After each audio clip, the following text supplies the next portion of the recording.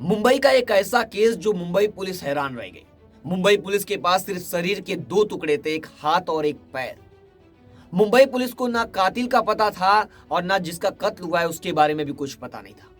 लेकिन आखिरकार मुंबई पुलिस इस केस को किसी तरह सॉल्व करती है। नमस्कार दोस्तों, मेरा नाम है ब्रिजेश यादव, फिर हाजिर हूं एक खौफनाक केस को लेकर। दिन है 2 दिसंबर। 2 दिसंबर को मुंबई के माहिम बीच पर सैकड़ों लोग घूमने आए हुए थे। लोग सैर कर रहे थे माहिम बीच पर, समुद्र किनारे का नजारा देख रहे थे, कोई सेल्फी ले रहा था, कोई अपने परिवार के साथ घूम रहा था। और समुद्र में मछुआरे तेज हवाओं के बीच मछली पकड़ रहे थे और समुद्र की लहरें तेजी से उठ रही थी। और उसी लहरों के बीच एक सूटकेस बहकर माहिम बीच पर आता है। माहिम बीच पर एक नया सूटकेस बहकर किनारे पर आ जाता है और कुछ लोगों की नजर पड़ती है उस सूटकेस पर। लोग सोचते हैं इस सूटकेस के अंदर है क्या, क्योंकि सैकड़ों लोग घूमने आए थे, कुछ युवा भी थे उसके अंदर।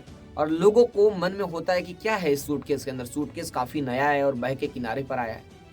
तो कुछ लोग जो युवा थे वहां पर ट्राई करते हैं उस बैग को खोलने के, लेकिन जब वो नजदीक जाते हैं और उस बैग को यानी उस सूटकेस को आधा ही खोलते हैं और फिर उस सूटकेस को बंद कर देते हैं और तुरंत पुलिस को इन्फॉर्म करते हैं, क्योंकि उस सूटकेस को देखने के बाद वो हैरान रह गए। फिर नजदीकी पुलिस स्टेशन को इन्फॉर्म किया जाता है और वहां पर पुलिस की यानी मुंबई पुलिस की टीम पहुंचती है। और मुंबई पुलिस की टीम जब उस सूटकेस को खोलती है तो उसके अंदर एक हाथ जो कंधे से कटा हुआ है और एक पैर जो कमर के नीचे से कटा हुआ है, यानी एक पूरा पैर और एक पूरा हाथ उस सूटकेस के अंदर था। मुंबई पुलिस भी हैरान रह जाती है, क्योंकि शरीर की पूरी बॉडी किधर है, एक हाथ है और एक पैर है। अब मुंबई पुलिस शरीर की सोचती है कि शरीर के और भी बॉडी जो पार्ट्स हैं वो भी आसपास होंगे, उसे भी खोजा जाए। पुलिस अभियान चलाती है, लेकिन पुलिस को समुद्री किनारे पर कुछ नहीं मिलता है। अब पुलिस समुद्र में जो मछुआरे हैं, जो फिशिंग कर रहे हैं, उन्हें बोलती है कि आपको भी समुद्र में कुछ बैग मिले या कुछ सूटकेस मिले तो खोजिए और हमें इन्फॉर्म कीजिए। अब समुद्र में मछुआरे सूटकेस खोज रहे हैं, यानी बॉडी के और टुकड़े खोज रहे हैं, और किनारे पर पुलिस खोज रही है। पुलिस लगातार तलाश कर रही थी कि बॉडी के और पार्ट मिल जाए, मुंडी मिल जाए, कि पहचान हो सके कि बॉडी किसकी है या कत्ल किसका हुआ है। लेकिन बॉडी के और पार्ट नहीं मिलते हैं, सिर्फ एक हाथ और एक पैर पुलिस के पास रहता है। अब पुलिस के सामने एक बहुत बड़ा चैलेंज था कि ये बॉडी किसकी है और इसे कत्ल कहाँ किया गया और किसने इसे मारा और बॉडी के और पार्ट्स किधर हैं। अब मुंबई पुलिस के हाथ तो पूरे खाली थे, क्योंकि मुंबई पुलिस के पास ये भी नहीं था कि कत्ल किसका हुआ, ये भी पता नहीं था। अब मुंबई पुलिस अब उस सूटकेस को खोलती है तो पता चलता है तो सूटकेस नया है। उसके अंदर एक हाथ होता है, एक पैर होता है, लेकिन उसके नीचे एक शर्ट होता है, यानी काफी कपड़े होते हैं, और एक शर्ट भी होता है। अब मुंबई पुलिस उस शर्ट को, उस सूटकेस को और बॉडी पार्ट को अपने कब्जे में लेकर बॉडी पार्ट्स को फॉरेंसिक के लिए भेज देती है, और जो भी सूटकेस है और शर्ट है वो उसको एविडेंस रूम में भेज देती है, अपने कब्जे में ले लेती है। अब पुलिस आसपास जो लोग थे जिन्हें सूटकेस मिला उससे भी पूछताछ करती है। लोग बताते हैं समुद्र से बहकर किनारे पर आया था। अब मुंबई पुलिस पहले उस सूटकेस को देखती है तो सूटकेस से कुछ पता नहीं चलता है, क्योंकि सूटकेस किसी लोकल कंपनी का था, तो उस पे ना कोई यानी टैग था कि किस कंपनी का है, कहाँ से खरीदा गया है, ये कुछ पता नहीं चलता है। अब मुंबई पुलिस के सामने हाथ था और पैर था, इससे भी कुछ नहीं मिलने वाला था, क्योंकि कुछ पता नहीं चल सकता था। क्योंकि दूसरे देशों में क्या होता है कि हर एक आम नागरिक का डाटा रखा जाता है, यानी अगर किसी की बॉडी मिलती है दूसरे देशों में तो उसका सिर्फ फिंगरप्रिंट लगाया जाता है, तो उसका पूरा डाटा सामने निकल कर आ जाता है कि आदमी कहाँ रहता है, इसका परिवार कौन है, उसका पूरा डाटा। लेकिन अपने देश में अभी तक ये नहीं है। अपने देश में सिर्फ क्रिमिनल्स का रिकॉर्ड रखा जाता है। अगर क्रिमिनल्स की पहचान हो जाए तो उसका पूरा डाटा निकाला जा सकता है, उसका रिकॉर्ड रखा जाता है। लेकिन आम आदमी का अभी तक अपने पास सिस्टम नहीं है कि किसी आम आदमी का डाटा स्टोर किया जाए। लेकिन दूसरे देशों में आम आदमी का भी डाटा स्टोर किया जाता है, जिससे तुरंत फिंगरप्रिंट ही लगाते ही तुरंत पूरा डाटा सामने निकल कर आ जाता है। लेकिन अपने देश में ऐसा सिस्टम नहीं है। अब पुलिस को ये पता लगाना एक चैलेंज था, इसलिए कि ये बॉडी किसकी है। अब पुलिस उस शर्ट को देखती है जो शर्ट मिला है। अब उस शर्ट पे देखती है तो शर्ट पर एक बैज होता है। आपको बता दें, शर्ट पर एक बैज लगा होता है जिसमें टेलर का नाम लिखा रहता है, क्योंकि ये शर्ट सिलाई गई थी कहीं से, और उस टेलर का नाम था एल्मो मेंसवेयर। यानी उस टेलर की दुकान का नाम था एल्मो मेंस वेयर, वहां से ये शर्ट सिलाया गया था। अब पुलिस को उस दुकान की तलाश रहती है एल्मो मेंस वेयर की, जहां से शर्ट सिलाया गया था, वहीं से कुछ पता चल सकता था इसके बारे में। अब पुलिस उस दुकान को खोजती है तो दुकान पता चलता है कि दुकान कुर्ला वेस्ट में है। फिर पुलिस की एक टीम कुर्ला वेस्ट के एल्मो मेंस वेयर उस दुकान पर पहुंचती है और टेलर से पूछताछ करती है। तो टेलर तो पहचानता नहीं है, लेकिन टेलर बोलता है एक बार मैं देखता हूं। फिर टेलर जब अपनी पूरी पावती खोलते हैं, यानी कि जब कोई कपड़ा सिलाने जाता है टेलर्स के पास सिलाई कराने, तो क्या होता है, एक कपड़े का टुकड़ा और उसका नाम रिसीव में स्टेपलर करके रख दिया जाता है। एक टुकड़ा अपने पास रखता है, एक टुकड़ा जो ग्राहक है उसके दे दिया जाता है। तब जब पावती निकाली जाती है, चेक किया जाता है, तो पता चलता है कि एक आदमी है जो आया था और ये शर्ट सिलाया था।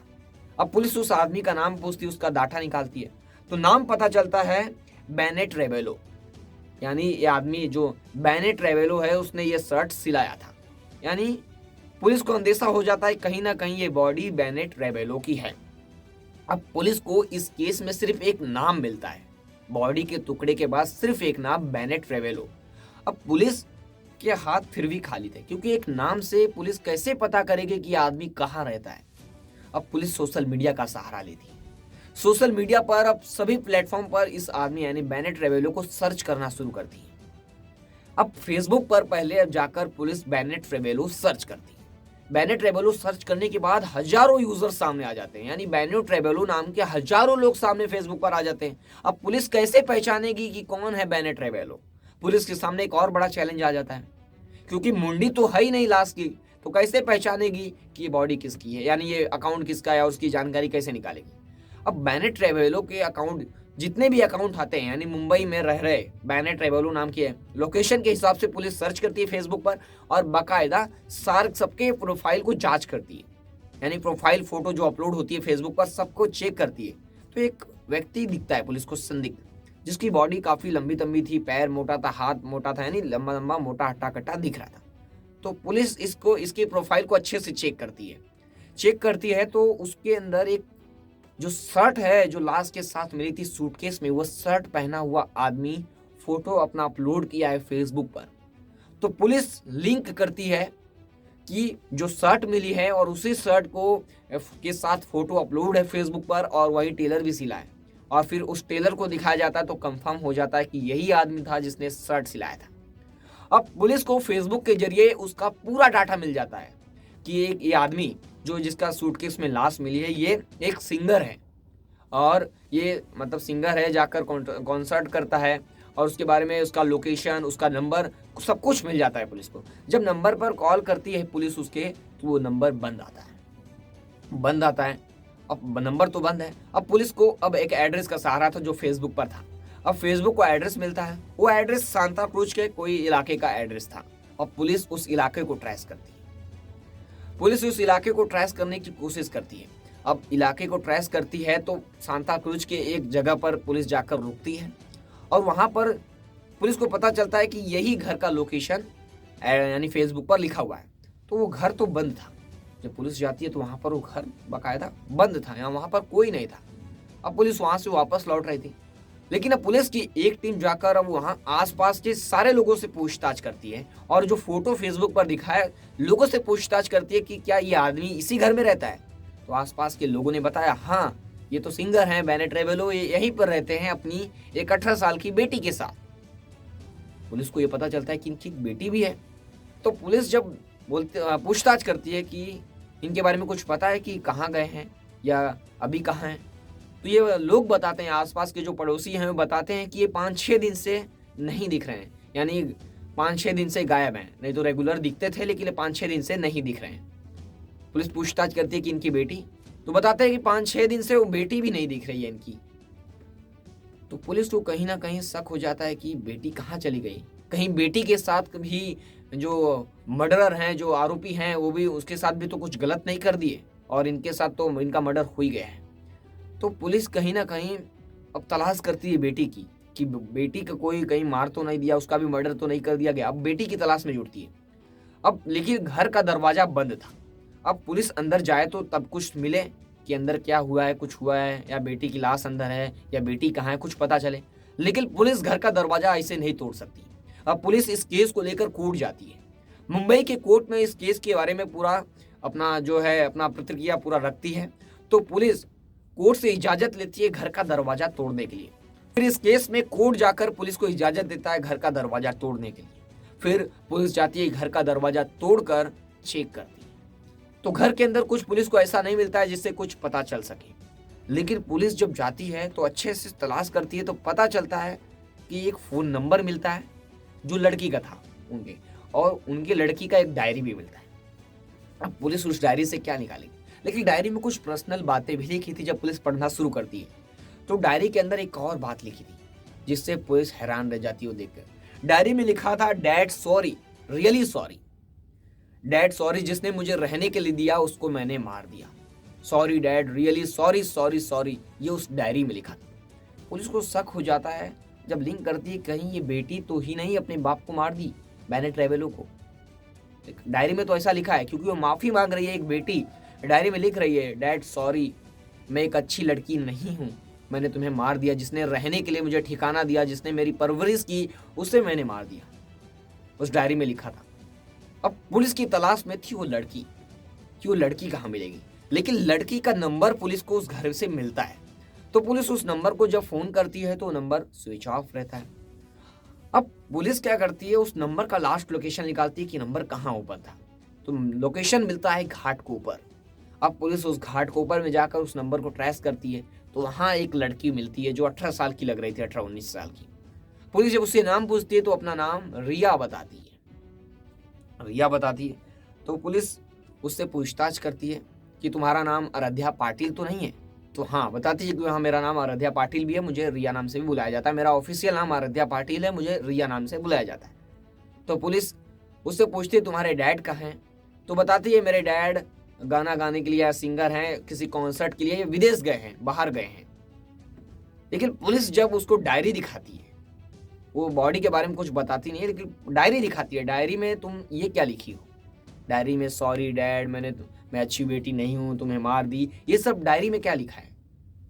तब वो टूट जाती है और रोने लगती है। अब पुलिस को शक हो जाता है कहीं ना कहीं कुछ इसका हाथ है। अब पुलिस इसे पुलिस स्टेशन लेकर जाती है और बाकायदा पूछताछ करना शुरू करती है। तब जाकर आराध्या पाटिल, ये लड़की, पूरी कहानी बताती है। कहानी ये थी कि बेनेट रेबेलो 2 शादी कर चुके थे और दोनों शादी में इनका यानी दोनों पत्नियों से जमा नहीं, दोनों से डिवोर्स हो गया। डिवोर्स होने के बाद एक लड़की मिली, बेनेट रेबेलो को एक लड़की मिली जिसका नाम था रिया मिली। तो इन्होंने रिया की छोटी लड़की थी रिया, फिर उसे गोद ले लिया ऑफिशियली कोर्ट जाकर। गोद लेने के बाद उसकी परवरिश की है, उसे पाला पोसा, उसे पढ़ाया, अच्छे कॉलेज में उसकी मांगे पूरी की, सब कुछ उसको अच्छे से उसका पालन पोषण किया और उसे बड़ा किया। और वो अपने डैड के बेनेट रेबेलो के साथ रहती थी। अब आराध्या क्या है, वो सिद्धि विनायक मंदिर भी हफ्ते में एक बार जाया करती थी। मुंबई का फेमस दादर में जो सिद्धि विनायक मंदिर है वहां पर भी हफ्ते में एक बार जाया करती थी, और वो हरदम जाया करती थी हफ्ते में। तो वहां पर एक लड़के से मुलाकात इसकी होती है और इनकी दोस्ती हो जाती है। दोनों अपना नंबर शेयरिंग कर लेते हैं, दोनों फोन पर घंटों बात करने लगते हैं और अपने हरदम अटैच रहते थे एक दूसरे से। इनका यानी प्यार हो गया था इन दोनों को। फिर ये अपनी दोनों जो पर्सनल बातें वो भी शेयर करने लगती है। आराध्या जो रिया है पर्सनल बातें भी अपने बॉयफ्रेंड से शेयर करने लगती है, और ये अपने बॉयफ्रेंड को बताती है एक दिन कि जो उसके पिता हैं बेनेट रेबेलो, वो उनकी बेटी नहीं है। यानी आराध्या, जो बेनेट रेबेलो हैं उसके असली पिता नहीं है। आराध्या वो अपने बॉयफ्रेंड को बताती है, और आराध्या अपने बॉयफ्रेंड को ये भी बताती है कि मेरे पिता मेरा यौन शोषण करते हैं। ये सुनने के बाद जो उसका बॉयफ्रेंड है, 16 साल का नाबालिग बॉयफ्रेंड, वो गुस्से में लाल हो जाता है कि चलो पुलिस स्टेशन में चलते हैं, ये करते हैं, वो करते हैं, इनके खिलाफ मामला दर्ज कराती हैं, गलत है, तुम सही कह रही हो, क्यों साथ रह रही हो, ये सब बोलता है। लेकिन आराध्या उसे समझाती है। फिर बार बार जब भी वो 16 साल का बॉयफ्रेंड आराध्या से मिलता था तो उसके पिता के खिलाफ भड़काता था, यानी उनको ये कर देते हैं, उनको मार देते हैं, ये वो कुछ सारे बातें बोलता था। धीरे धीरे आराध्या को भी ये बात सही लगने लगती है कि ये मेरे पिता जो हैं गलत कर रहे हैं और ऐसा नहीं करना चाहिए। वो भी अपने 16 साल के नाबालिग बॉयफ्रेंड की बातों में आ जाती है, 18 साल की आराध्या। अब वो भी क्या करती है, ये लोग क्या करते हैं एक दिन मिलते हैं, लास्ट बार मिलते हैं 23 नवंबर को। 23 नवंबर को मिलते हैं और एक प्लान बनाते हैं बेनेट रेबेलो को मारने का। खौफनाक प्लान बनाते हैं। सुनिए प्लान पूरा। बेनेट रेबेलो को 23 नवंबर को मारने का प्लान बनाते हैं और 26 नवंबर को वापस उसका जो 16 साल का बॉयफ्रेंड है आराध्या का, वो घर में आ जाता है और घर में आने के बाद कहीं कोने में छुप जाता है। फिर शाम को पिता भी आते हैं। पिता आते हैं बेनेट रेबेलो। फिर ये लोग क्या करते हैं, आराध्या तुरंत झगड़ा करने लगती है बेनेट रेबेलो से, झगड़ा करने लगती है और दोनों के बीच काफी बहस होती है और बेनेट रेबेलो गुस्सा हो जाते हैं और अपना गिटार लेकर आराध्या की ओर मारने के लिए बढ़ते हैं। तब तक पीछे से बॉयफ्रेंड एक धारदार हथियार से सर पर वार करता है और वो गिर जाते हैं। फिर दोनों मिलकर बेनेट रेबेलो को बहुत मारते हैं और वो एकदम सुस्त हो जाते हैं वहीं जमीन पर।